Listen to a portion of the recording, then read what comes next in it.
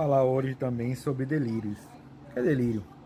Significado em psicologia. Primeiramente, para entender o que é delírio, saiba principalmente a característica quando o indivíduo não consegue diferenciar o real do imaginário.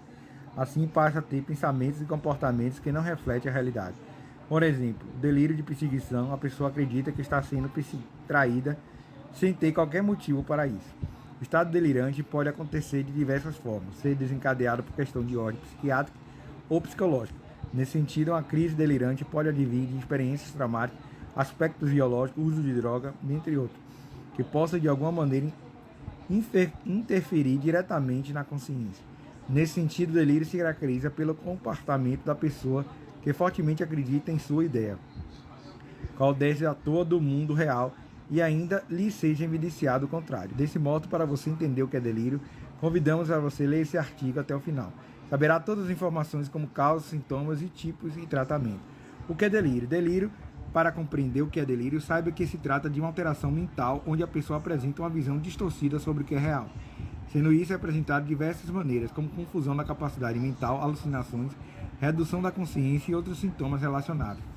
Em outras palavras, um delírio também é chamado de transtorno delirante, a alteração do pensamento onde a pessoa tem uma forte convicção que suas ideias ilusórias são reais.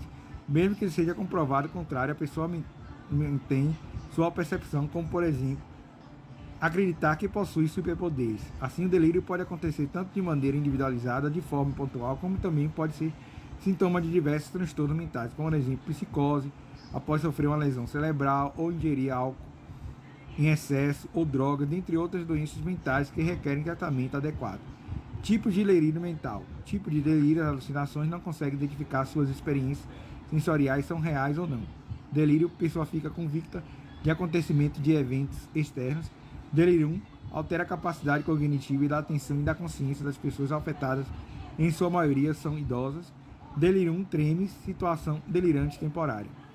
Os tipos de delírio se relacionam ao nível de transtorno que acomete o indivíduo para que assim se possa ser direcionado ao tratamento mais adequado. São eles: alucinações ocorrem quando a pessoa não consegue identificar se suas experiências sensoriais, olfato, tato, paladar, visão ou audição são reais ou não. Em outras palavras, o indivíduo não consegue assimilar se o que está enxergando ou ouvindo retrata a realidade. Ou seja, alucinações têm como características principais o fato de surgir estímulos internos na mente da pessoa sem qualquer influência de estímulos externos.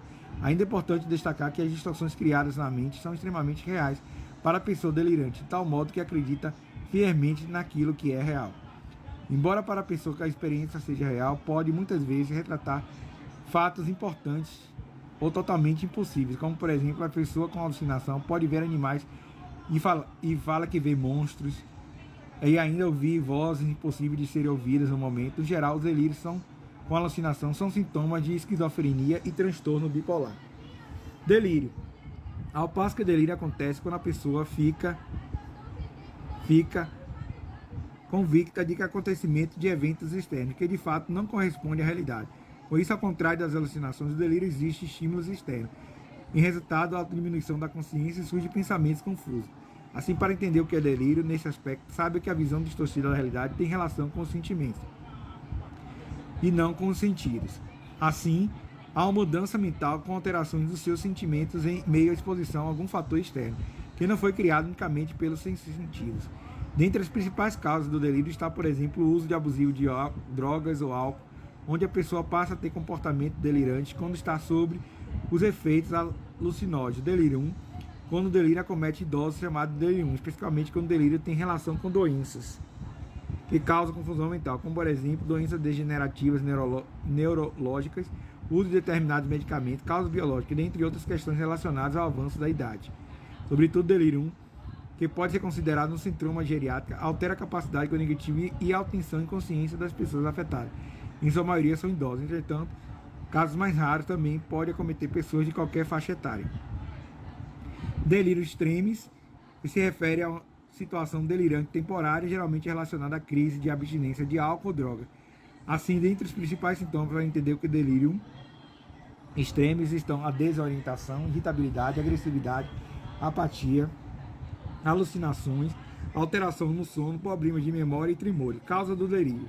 Diversos são os fatores que podem causar o delírio, como condições biológicas, psiquiátricas, neurológicas e psicológicas. Assim, pode surgir de forma isolada ou diante de uma determinada situação.